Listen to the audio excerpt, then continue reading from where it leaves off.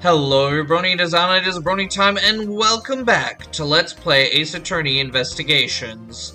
Yes, when we last left off, we finished our conclusion of the investigation of the lounge. Well, I don't think we truly proved our innocence, but we pretty much proved that it could have not been us at all. So, we also found out that apparently Miss Tennyrow had lied about having permission to search the plane. And so now we're going around investigating with good old Camille here, and we're about to go investigate the in-flight shop. Mr. Edgeworth, that's the attendance room. Ah, please excuse me, it was a simple mistake. You made a mistake, didn't you? Why don't you just come out and say it? It's exactly what I just said. I made a small mistake. Don't nod off when I'm talking.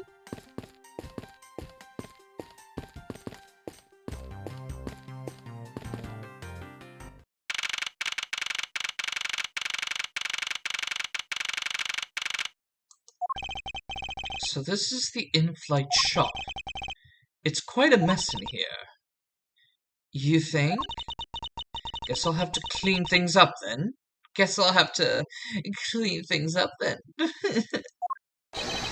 Hold on, you can't clean up a potential crime scene. Oh, thank goodness. I hate cleaning so much. Mustn't rush things here. I must remain cool, calm, and collected, because this piggy bank was left at the crime scene. There's a very good chance that the killer paid this place a visit.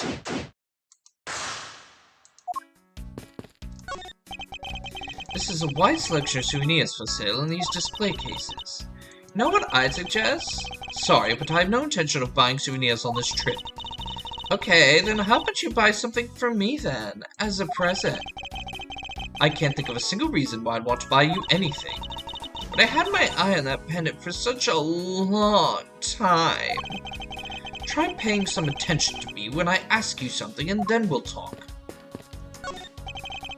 The glass from this display case door is shattered all over the floor. It looks like there's nothing on display inside either. Wait. Actually, I think there is something. What's this? A mini captain's hat? What are these? Oh, those are our company's completely original line of suitcases. They're practically flying out the door. That's how popular they are. You should buy one and see how you like it. You won't regret it. Perhaps that's how things work on this flight, but in the real world you try, then buy. No way! But either way, it doesn't really matter. True. Either way, why would anyone buy a suitcase after they boarded the plane? Anyway, see that? Just look at all the Captain Ugo heads painted on there. Cute company mascot, isn't he? They're painted on with a lot of care. Doesn't he look like he's about to jump out at you? It certainly is making something jump inside my stomach. Huh? Oh, I guess there's no fooling your refined taste. You look like you really wanted to get one. And I thought I was going to finally make my first sale, but you saw right through it. Glad that's done, though. Never make me try to give you a sales pitch ever again, okay?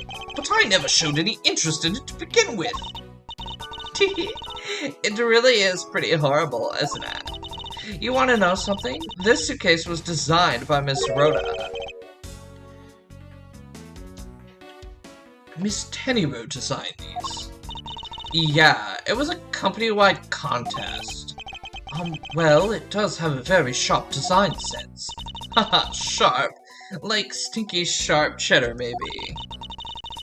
I really have no idea why the bigwigs decided to go with it. It's so bleh. Miss Tennyrow designed this, did she? It's definitely not what I would have expected. Ah! You okay? I'm fine. Please watch yourself, Miss Melee. Letting this suitcase really roll around has got to be a safety violation. Here, I'll put it back.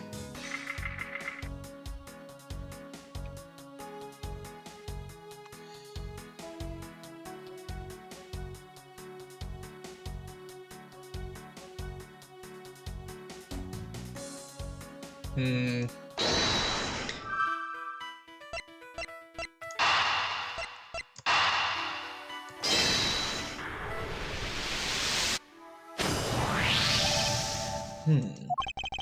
The hat probably used to be on the piggy bank's head. Let's give it a go and see. I believe this piggy bank was forcibly removed from this display case. Does that mean that the killer broke the glass to get at it?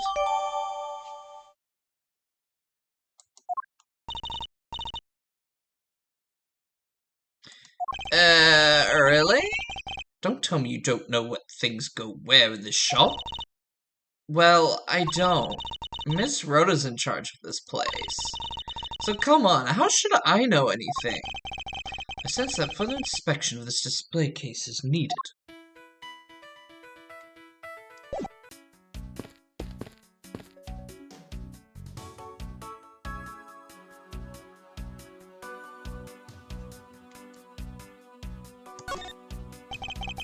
I want to inspect every suspicious-looking nook and cranny. Is this spot somehow connected to any of the evidence I hold? Well, that's... Eureka! There is definitely something very unusual about this. About what?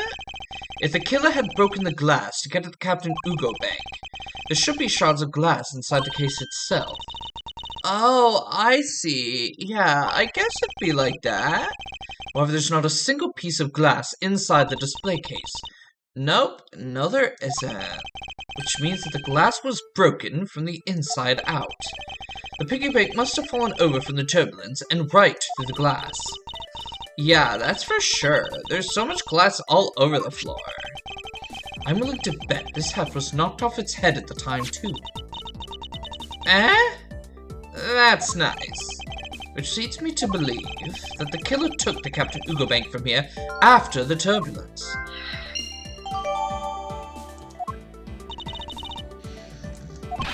Take your power naps on your own time, Miss Melee, and listen when I'm talking. What? But the murder occurred before the turbulence, which rules this piggy bank out as the murder weapon. Assuming the bank's not the real murder weapon, it's a fake? Yes, at this point that is a very real possibility. But then, what if when the killer went to take Captain Ugo, they broke the glass by accident? The display case is locked, so that's highly unlikely. Yeah, but there's one person who could have. Oh, and who would that be? Miss Rhoda, of course. I mean, she's the one in charge of this place, so she has the keys to everything. Miss Rhoda Tenero, huh?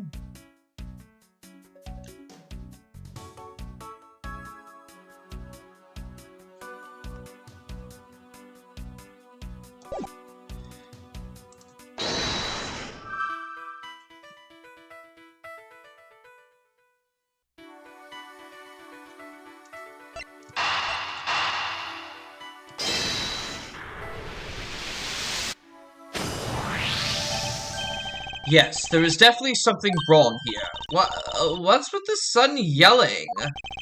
Tell me, Miss Melee, don't you think there's something strange about these suitcases? Oh, well, sure, they totally ooze strange, like the color and the such. That's not what I'm talking about. Now pay attention. You're scaring me, Mr. Edgeworth. Sorry. These suitcases are lined up a bit too prim and proper.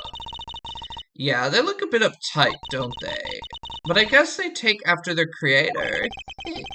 Again, that's not what I meant, Miss Melee. Did you find it unusual that these cases are the only things undisturbed by the turbulence? Never mind. I'd sooner find an answer by inspecting these suitcases myself.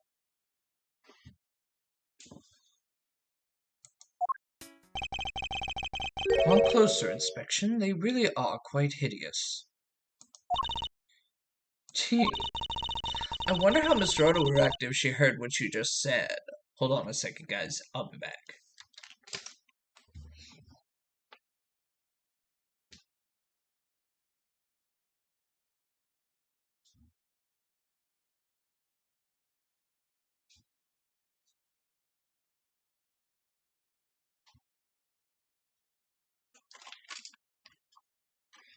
Sorry about that. Never mind. Everything's good.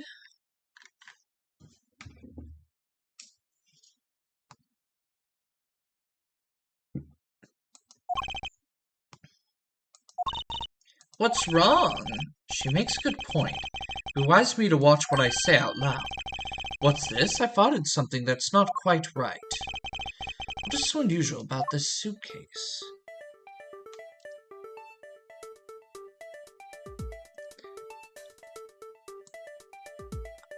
This right here. Take that! There's something very peculiar about these wheels. Huh? As in, there are no stoppers in place on these. Without stoppers, one would think that the turbulence would have sent it flying. And so it is very likely that the suitcase was placed here after we hit the turbulence. Let's take a closer look at it, shall we?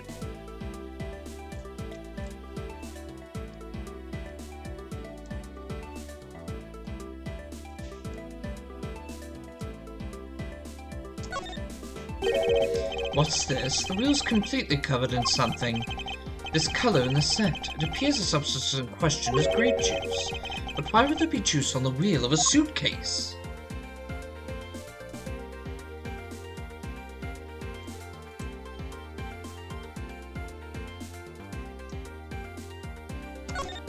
It would appear to be unlocked. Let's take a look at what's inside.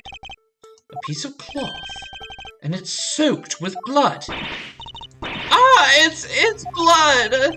It appears that this suitcase is very strongly tied to our murder after all. So, explain this to me. What does this suitcase have to do with the murder? I believe it's pretty safe to say that the killer used this suitcase in some manner. Such as to move something, perhaps? But are you just talking about the cloth end? That alone is too small. A large item would be needed to move what I'm thinking of. The thing I believe the killer used the suitcase to transport is...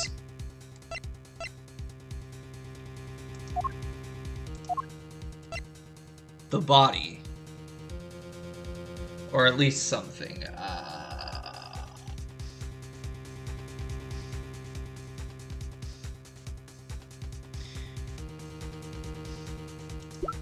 Is it profiles here? Okay, no, Take that! something that would fit inside a suitcase that is also covered in blood. Sounds like a dead body, doesn't it?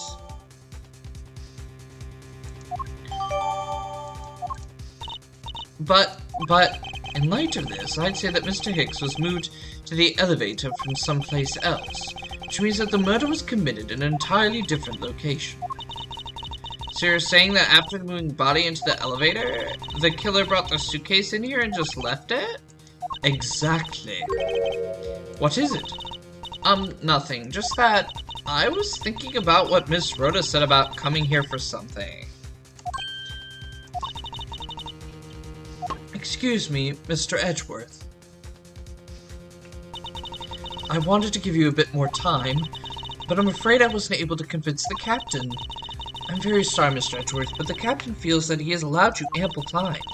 He says that he'd appreciate it if you could wrap it up here and return to your seat. I understand its sentiments, however, if I'm not allowed to complete my investigation, the crime scene may become contaminated by the time we land. If I must stop, then since I'd be allowed to oversee the preservation of the two sites. Under your supervision, of course. If that's your only condition, then I believe we can accommodate your wishes. I'm here to assist you in any way that I can, Mr. Edgeworth. Sounds like fun. We can camp out and watch over everything together. I found proof that the real crime scene was not in the lounge, and I have enough evidence to prove myself to be innocent of any wrongdoing. And yet, regarding what Miss Melee reminded me about Miss Tennyrow, I can't allow my investigation to end here. The truth must come to light.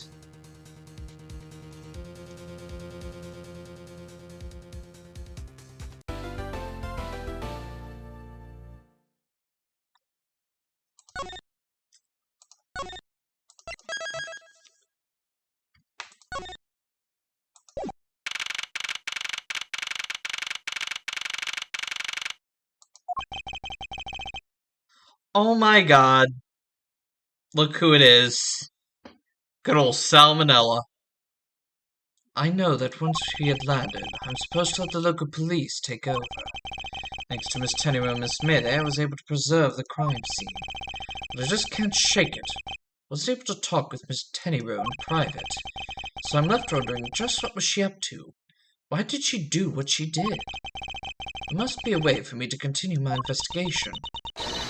I've been expecting you, Miles Edgeworth. Ah, here she is. Francesca, I thought you were still in Germany. I go where I am needed.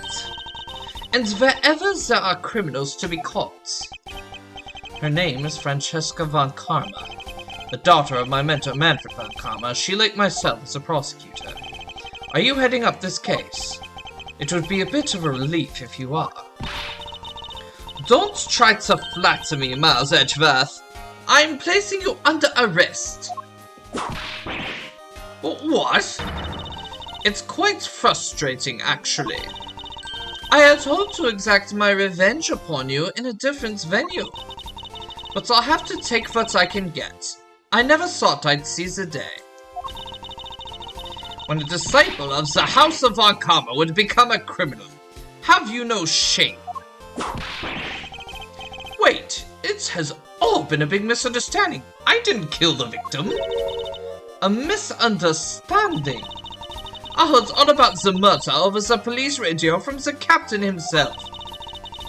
You waited for the victim on the first floor and then beat him to death. Francesca, do you honestly believe that I killed a man? I suppose I should reserve judgment until after I've investigated this for myself. I can put your arrest on hold until then. That's as it should be. I don't need a lecture on how to perform my duties from you of all people. To be perfect in every way. The fulfillment of that creed alone is all I strive for. Well, I have my own creed which I must fulfill, so why don't we solve this together?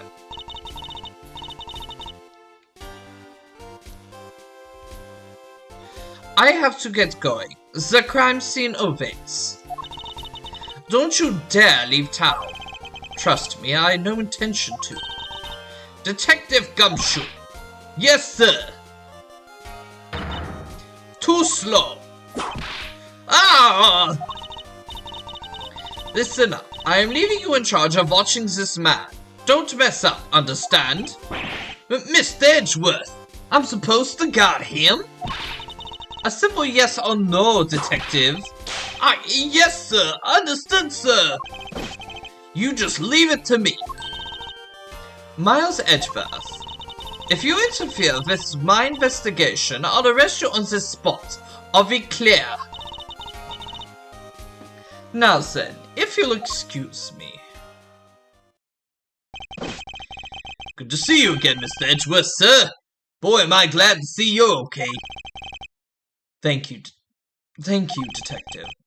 I believe in you, sir. You can lean on me. I'll get you through this. I have to admit, I'm a bit curious as to what Francesca is up to. Maybe I should ask the good detective. Very well, in that case I have a few questions for you. Ah, God. It's nice to be back to kind of the classic soundtrack, you know? So, how's the initial investigation going? We just shipped the body off to the coroner's office. And we're taking statements now, sir. That sounds like Francesca. She was always good at quick responses to a case. I'd say she was a little too quick, sir. Oh, how so? I rushed over as soon as I got word of the affair, sir. But somehow when I got here, Miss von Karma was already here barking out orders at everyone. It was kinda creepy, as though she knew there'd been a murder or something. And I come in advance to await your flight's arrival. That is sort of odd. She did show up rather quickly and out of the blue. Plus, I still don't know why she's here in America. There must be some backstory to all of this. Miss Von Karma just kinda popped up at the prosecutor's office about a week ago, sir. So about chasing down leads related to a certain incident. No details? It's kinda top secret, so she can't talk about it, even with me, sir. Knowing her, the only type of talking she likes to do is with her whip. Plus, I doubt the top secret part is what stopped her from talking to you, Detective. Although, I wonder if the case has anything to do with mine. Anyway, that's about all the info I have, sir. We should find out more as we investigate. Yes, it's high time to resume my investigation. Starting with talking to the people involved in this case afresh.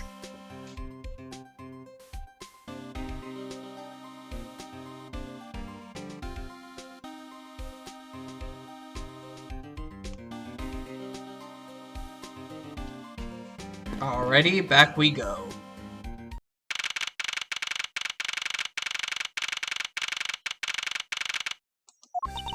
So, you must be the captain. Why, yes, I am. Who may you be? I am the protege prosecutor Francesco Von Karma, and I have a few questions for you. Don't you dare, Captain, getting friendly with other women. I will never forgive you if you do. What are you talking about? I only have eyes for you, my dear Cammy. I wouldn't bet money on a dear captain to be much of a reputable person. Sure you don't want to ask the captain some questions, sir? He was in the cockpit the entire time. I highly doubt he would know anything of use. Anyway, I like to leave that type of witness to Francesca and her whip.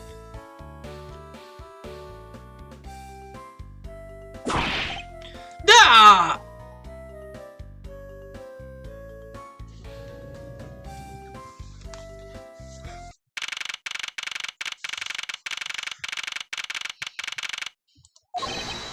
Now see here! Ah! Sorry, I'm sorry! How long do you intend to hold me? It is impossible for me to be the criminal, I told you! Mr. LeBlanc. Oh, it's you. Tell this man to stop stopping me from going. Time is money. I don't have even 1 second of wasteful time to spend.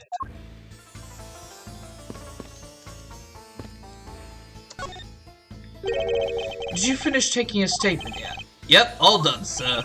I do not concern if you're not done examining the cargo hold. I want my cargo back. If you make a single scratch on my art, you will pay. Art? What sort of art? Mr. LeBlanc is an art dealer, so he's got a bunch of artwork down in the cargo hold, sir. There's practically a mountain of them, large and small. From folk costumes to stone statues, I sell all kinds of arts.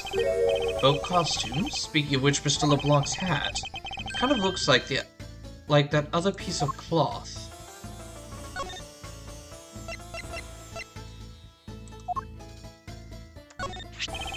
Mr. LeBlanc, can you please take a look at this for me? Oh, it is a Virginian cloth. As I suspected.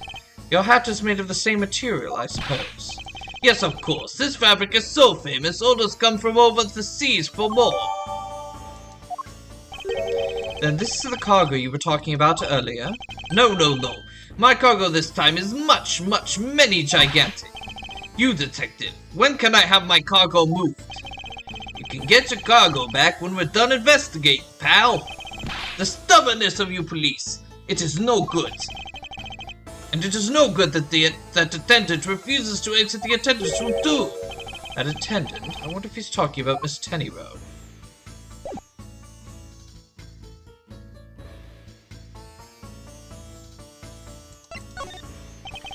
What did you mean by that attendant, Mr. LeBlanc?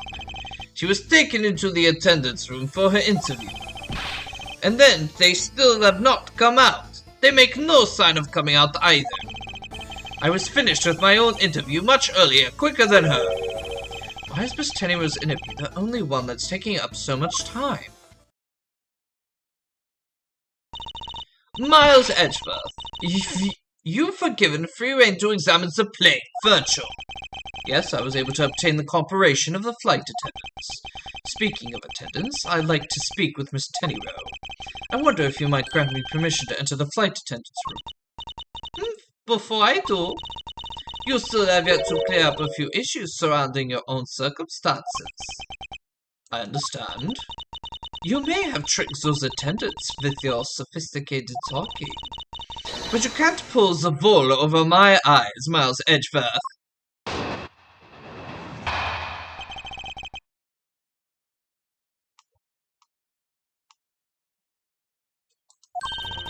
Let's not complicate things and go with the most obvious conclusion. The scene of the crime was here in the very lounge the body was discovered. From the time the victim was seen calling for an attendant until his body was found. The only person in this lounge the entire time was you, Miles Edgeworth. This unmistakably makes you the likeliest suspect. The likeliest suspect, Francesca? Do you have a problem with that? No, but it's not like you to use such vague wording. Usually a bit more absolute. I'm simply trying to watch out for you. Or is my kindness too hard for you to comprehend? Thank you, but your leniency is unnecessary, for I'll prove my innocence soon enough. I want to continue my investigation. I'll have to break a line of logic fast.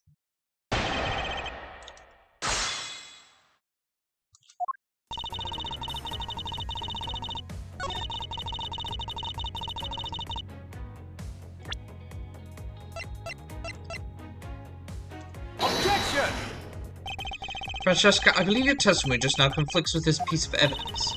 And I believe that when you phrase I believe, you are anything but certain. Which means that showing me that piece of evidence is just a way to waste my time. Ah, there's no need to whip the evidence as well. Ow, why did you whip me too, sir? One more victim assignments of the evidence to add to the pile.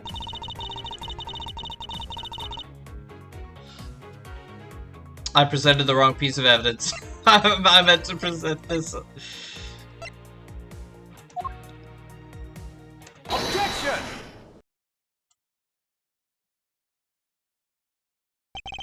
It would appear that you do not have all the information you need after all.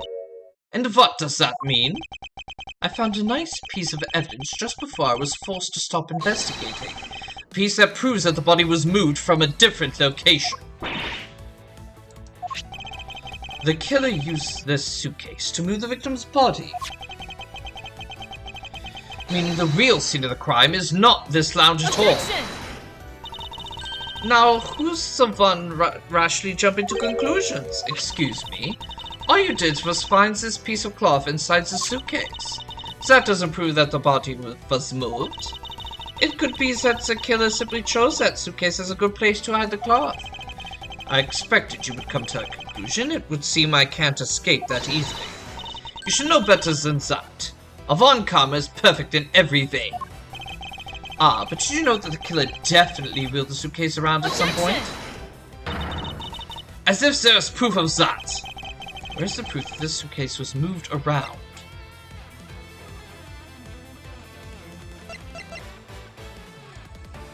Take that!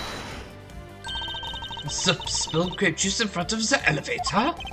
Yes, and I'd like to draw your attention to this area here. Where's the evidence that proves the killer dragged the suitcase through here? Take that! This mark here, wouldn't you say that it looks suspiciously like tracks from two wheels? I suppose. Further, there is also grape juice residue on the wheels of the suitcase. This means that the suitcase containing the victim's body definitely passed through here.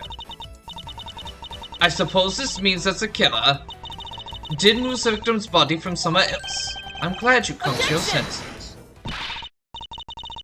Not so fast. This still doesn't put you in the clear. Not by a long shot.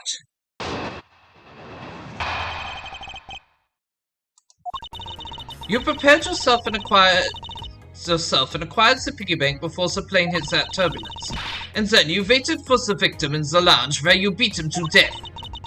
Then, while you were in the elevator with the victim's body stuffed into the suitcase, The plane hit that patch of turbulence and out flew the body from within the suitcase. With no way out, you hastily put the suitcase back where you had taken it from, and pretended to be the discoverer of the body. Not a bad bit of logic for something you thought of on the fly. Just what are you insinuating? That I will show you exactly how flawed your logic is. By how strong a face you put on, not even you can hide your fears from me. I'll expose the flaws in a logic in one fell swoop.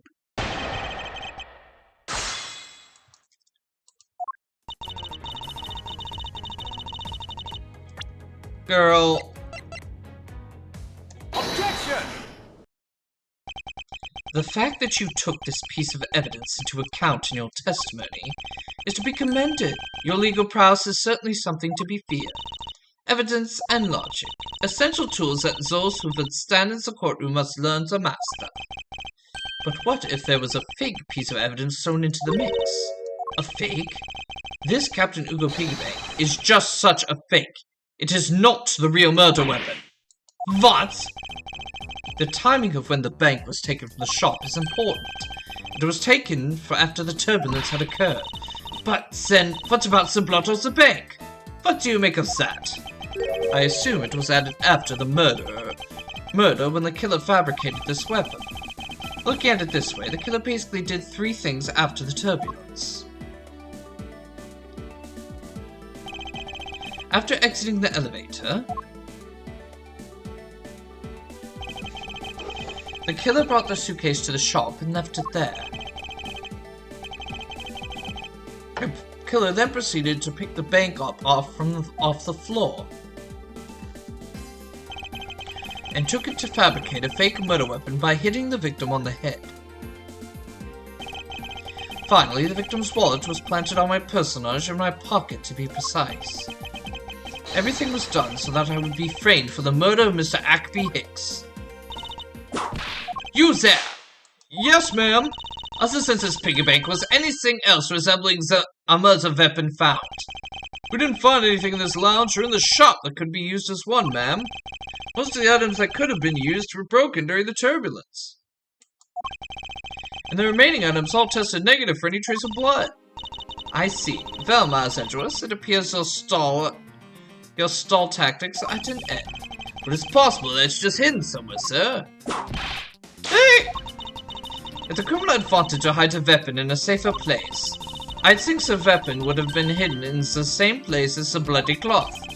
Exactly what I was thinking. Because the cloth was hidden inside that suitcase, it signals to me that the killer had not prepared a more secure place to hide the evidence.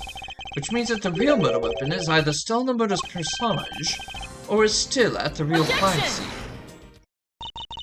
There is one more possibility, and that would be that the piggy bank is in fact the real weapon. But didn't we just... Let me finish. The killer took the bank out from the display case before the turbulence, by opening the lock on the display case door.